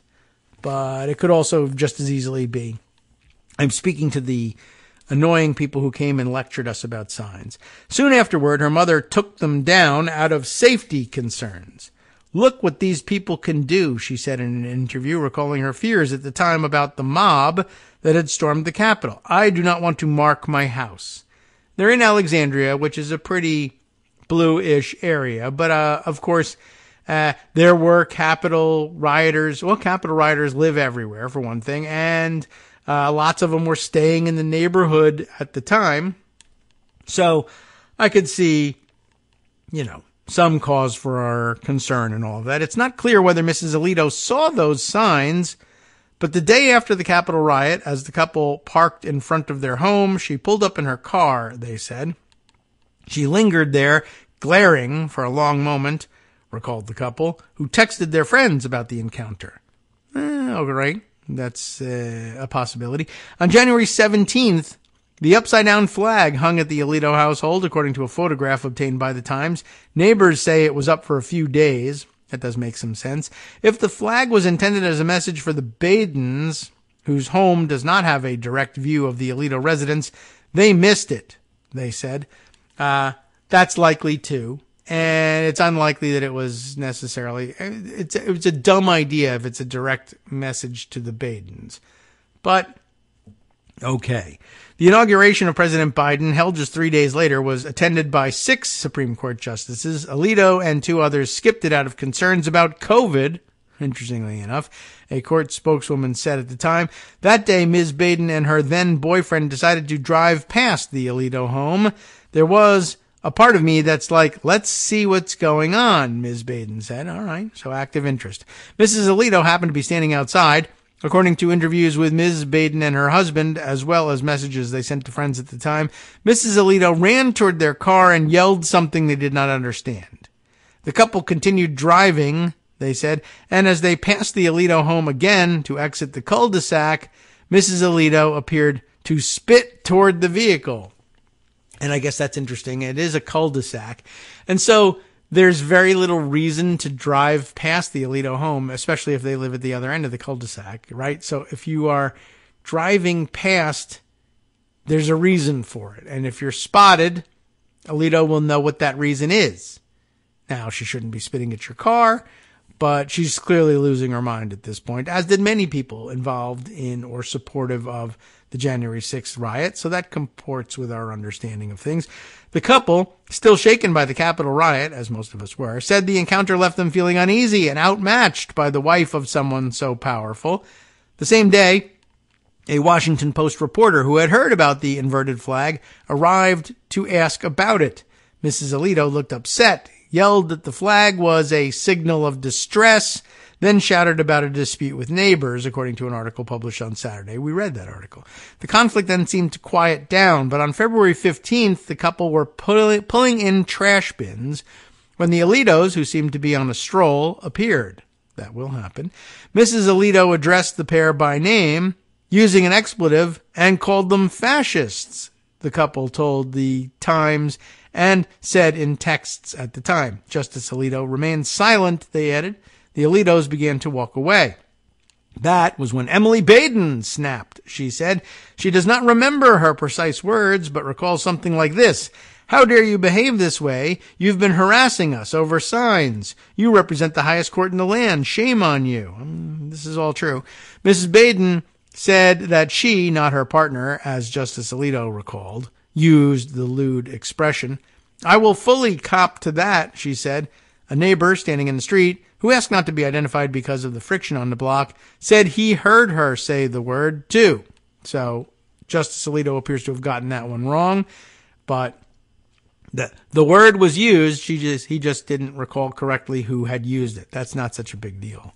To document the incident, the Badens called the police. Shortly afterward, they did not mention the vulgar expression, that wouldn't have looked good for them, and recorded the conversation. It's very hard for us to come into a situation like this after it's already settled, the officer on the line said, explaining that the matter didn't warrant an immediate response. Next time that happens, you're welcome to call us back out there. We'll see if we can get there to see what's going on ourselves.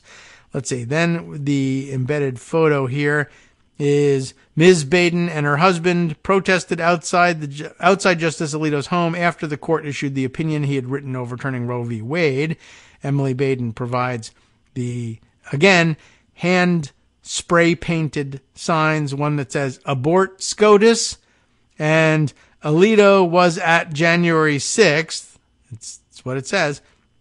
And then there's another sign which is only partially visible that looks to probably read fascist Alito or something like that. So they are, in fact, at this point, much later, targeting the Alitos at their home with signs directly addressing them. But this is years after the flag incident. More than a year later, as it says, when Justice Alito wrote the majority opinion overturning the constitutional right to abortion, the block became a scene of clamorous protests targeting him and his wife. The younger couple had moved away, but during a visit home, they joined in. That is when they held up the signs Justice Alito may have been referring to, accusing him of being a fascist and an insurrectionist. And I mean, Alito was at January 6th. Really? Oh, all right. So Barbara Baden was surprised when she received a Christmas card from the Alitos at the end of last year. She did not save it, but she and her daughter remember a handwritten edition that read, "May you have peace," and all caps for peace, which, you know, what's wrong with that? Nothing. Well, that's the end of the article. Honestly, it sounds like they're kind of confrontational people themselves, and they have the right to do that, and there's nothing illegal about it. And Mrs. Alito needs to learn to contain herself better just because she's the wife of a high-profile person and a justice of the Supreme Court.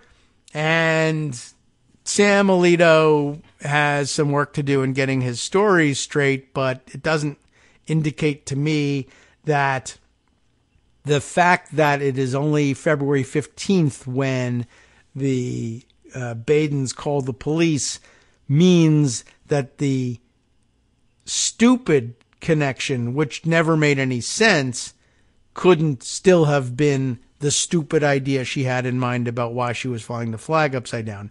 But I have independent reason to believe that that's not why she was flying the flag upside down. But was Alito at January 6th? I've never heard anybody else say that. I don't want to, it's not like you should be making a defamation case out of that. He's a public figure anyway. That won't hold. But it sounds like they were taking advantage of the fact that the Alitos lived nearby to take digs at them in ways that would distress them. They did experience distress. It's just that flying the flag upside down, one, was closely associated with something completely different, and as a distress signal, was not a particularly useful one. It's actually quite dumb, and probably was a bad idea for them to express dismay and distress at this confrontation anyway. So, yes, in all likelihood, they actually had political leanings that were in line with the insurrectionists, and this does nothing to absolve them of that. But it also doesn't prove it definitively one way or the other. So let's not jump to that conclusion. If you want to be fair about things. If you don't, if you want to be, if you want to get right down to the bottom of it, are the Alitos sympathetic with the insurrectionists? Yeah, probably. Are the flags an indication of that? Yeah, I would say so. Is there explanation for why they were flying it? Obviously a lie. Not because of the date. but because it's a bad explanation and never held any water in the first place. Stick with that. All right. Other stories to share with you, and there are plenty of them. Let's see. We, of course, are awaiting, maybe the jury instructions are underway up in New York. That's about the time that they said that they were going to start with this, about 10 o'clock, and it might take about an hour, so they're probably in the middle of that. Once deliberations start, there won't be very much to discuss except to wait for the jury and for people to try to decode what it means that the jury is still deliberating, even though it's already lunchtime. So let's see. Other things that we wanted to share with you. Let's see. There's a couple of stories. What can we get through in the time that we have allotted to us? Let me go back a couple of days, maybe to last week. I got a story here that is of some interest, just a shift from the usual Washington, D.C. intrigue to North Carolina intrigue. Instead, a story that my brother Mark sent along a while ago that seems, pretty important for a North Carolina story anyway, and needed to be shared.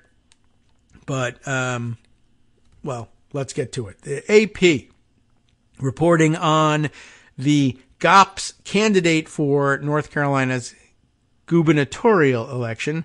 GOP candidate for North Carolina governor blasts public spending. That's what GOP candidates do. But what else do they do? They're hypocrites, right? So he's blasting public spending as his family's nonprofit rakes in taxpayer funds. Just sort of it's a good, clear hypocrisy story. And why not share it at this point? As Brian Sladisco and Bill Barrow did on behalf of the AP back on May 22nd. So about a week ago.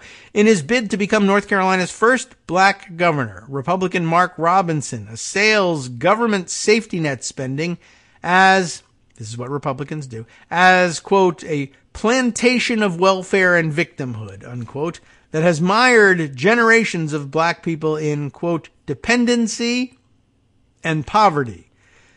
The lieutenant governor's political rise, that is to say, don't forget, Mark Robinson, I guess currently the lieutenant governor, his political rise, though, would not have been possible without that government safety net spending, as it turns out.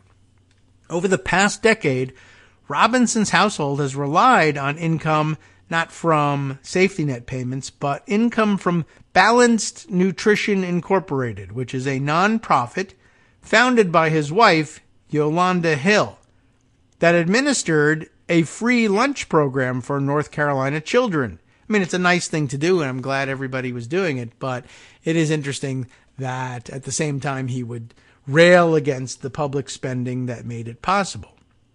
Not only made it possible to feed those children, but made it possible for you to have a pretty comfortable household income.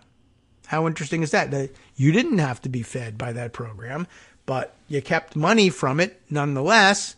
And that's okay. Running a nonprofit isn't supposed to impoverish you. Just, realize what's going on here. Understand the dynamics of the situation. The organization, funded entirely by taxpayers, and again, that's a good thing ordinarily.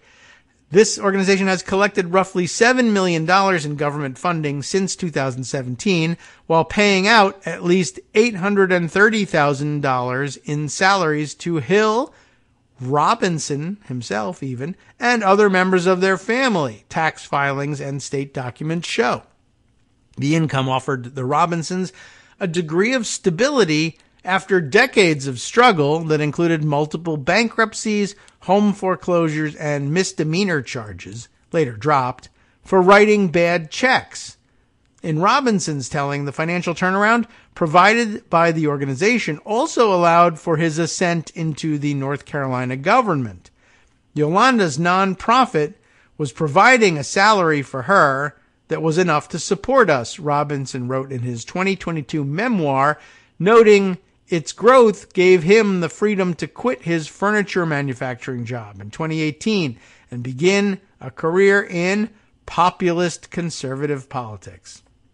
I mean, that's pretty interesting all by itself, really.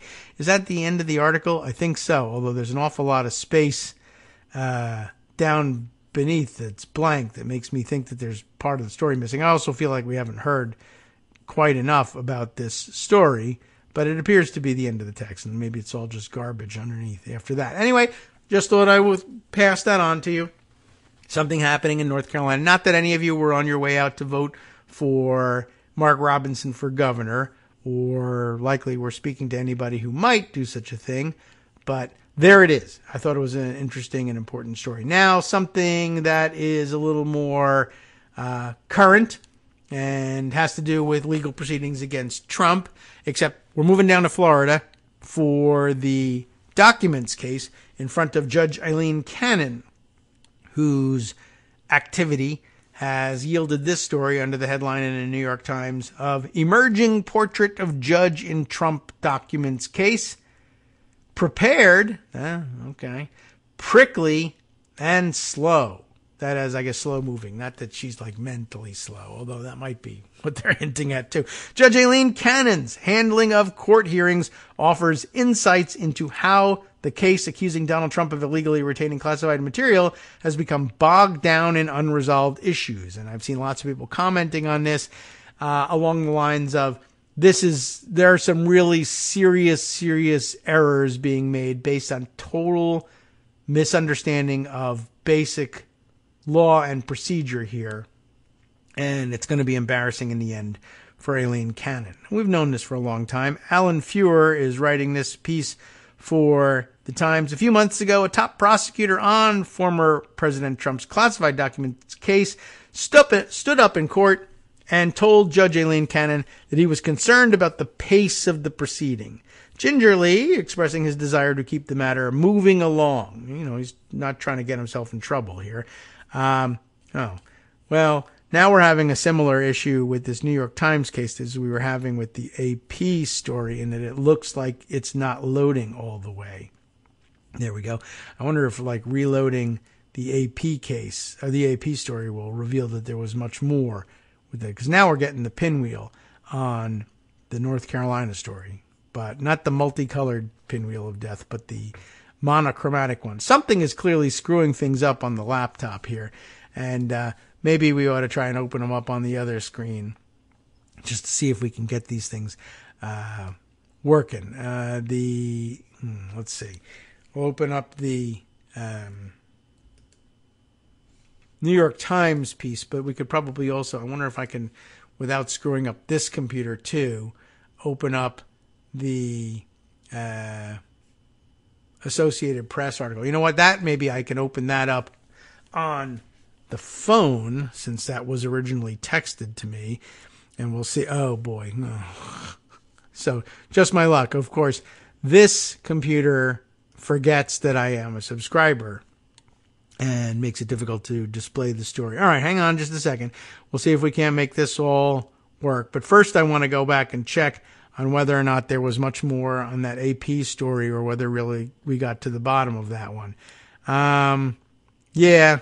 All right. Let's see. No, I there was a bit more to the AP story. Should we read the rest of that first? I think so, because we started that one first. And we'll see if we can't squeeze in the bit about Judge Eileen Cannon as well. But if not, there's always tomorrow for that. Back once again to the story about is it Mark Robinson running for governor of North Carolina as the Republican nominee. Here we are. We left off by noting that Yolanda, his wife's nonprofit, was providing a salary for her that was enough to support us, and that gave him the chance to quit his furniture manufacturing job and enter a career in conservative populist politics for some strange reason. I was either making speeches or was downtown at my wife's office helping her with her work. He wrote of juggling his early political activity with balanced nutrition, which records indicate paid him about $40,000 in 2018. When I ran for office, I stopped doing that. Now my son does it. Yet now, in the closing months of a swing state campaign, the nonprofit that provided the family a vital lifeline has become a political liability. In March, state regulators launched a probe of the organization's finances. Ooh, I didn't even know that. After flagging years of financial irregularities, including over $100,000 in unaccounted spending. The scrutiny adds to Robinson's challenges. He has already drawn negative attention for his history of inflammatory comments. That's what conservative populists do. And these comments include calling former First Lady Michelle Obama a man. Well, that's just wrong. And using the word filth when discussing gay and transgender people. Yeah, he is that kind of guy. Robinson would also oversee a state budget of more than $30 billion if elected governor. So you want to be sure, he's got his finances straight, I guess. And he's denied any wrongdoing and blasted the inquiry as politically motivated. His campaign declined to make him or any of his family members available for an interview, but campaign spokesman Michael Lonergan defended Balanced Nutrition's work, citing a routine audit that didn't find any material weaknesses in the organization's 2021 finances. Although, again, I will say, even if everything is on the up and up, and maybe it even is, I don't know. The point is, yeah, he was drawing a salary that was itself originated in state safety net spending, which he says is a big waste. And it is if he was also stealing a bunch of money. I guess he'd be right about that. But I know that they're wasting lots of money in the state budget because I'm the one stealing it. Probably doesn't come across the same way. Lieutenant Governor Robinson is proud of the work his wife has done and to help needy children get nutritious meals, and that is nice. That's what Lonergan said. Democrats are weaponizing bureaucracy against the family of their political opponents. A little bit about his personal struggles. Robinson often speaks of struggle and redemption, setting himself apart from career politicians and wealthy influencers in Raleigh, the state capital. The compelling autobiography, combined with Robinson's brash talk, has endeared him to supporters of Donald Trump, who endorsed Robinson at a March rally.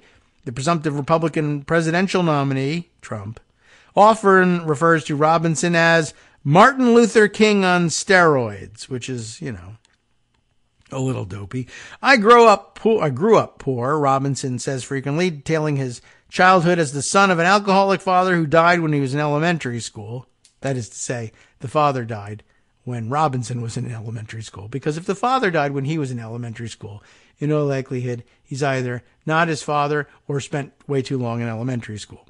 At any rate, he recounts that he lost my car, my home, was forced into bankruptcy, and lost my job not once but twice.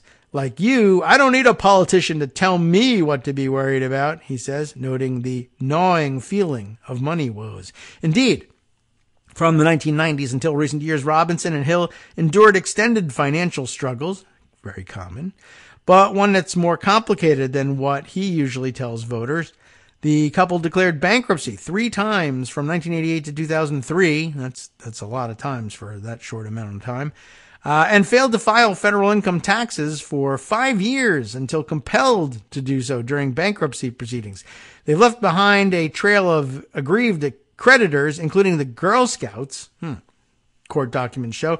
Among them was a former landlord whose wife was dying of cancer when the Robinsons shorted him $2,000 in rent, according to local news accounts and documents from a 2012 case. A bankruptcy judge rejected their 2003 bankruptcy case after the Robinsons failed to make payments to their creditors that they'd agreed to in court. The case ended with Robinson and Hill having paid about $9,000 on about $71,000 in debt payments negotiated in bankruptcy court. Lonergan called the bankruptcies old news and says it only proves that Robinson has lived the struggles of many North Carolinians. That's true, too. Not the spin I'd put on it, but it seems true. Hill founded her nonprofit in 2015 and soon gained approval to administer a joint state and federal program that reimburses daycares for feeding low-income children. The program requires detailed records of operations and spending. Starting in 2020, state officials noticed problems with Balanced Nutrition's paperwork and nearly placed the organization on the Department of Health and Human Services seriously deficient list, but didn't, I guess, at that point.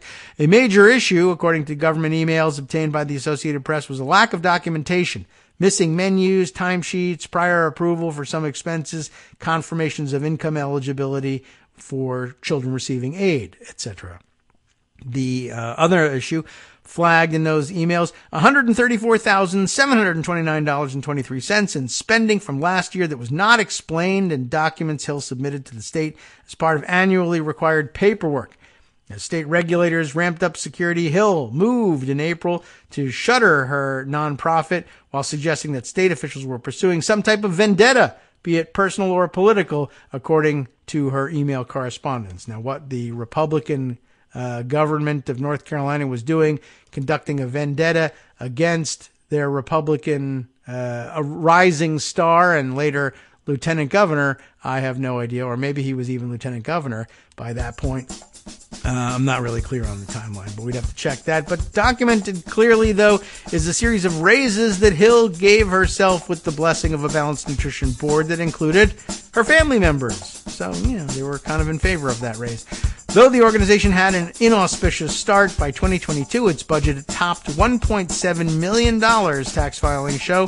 By 2023, Hill earned $150,000 a year, according to state documents. Some of her raises coincided with Balanced Nutrition receiving additional government pandemic aid, including a $150,000 grant in 2023 that was made possible through the American Rescue Plan, signature legislation signed into law by President Joe Biden. So what can I tell you? They did well by the Biden administration's response to the pandemic. Is it more than just another hypocrisy story? Maybe not. But he's also an awful guy in his own right, just in terms of the things he says about other people.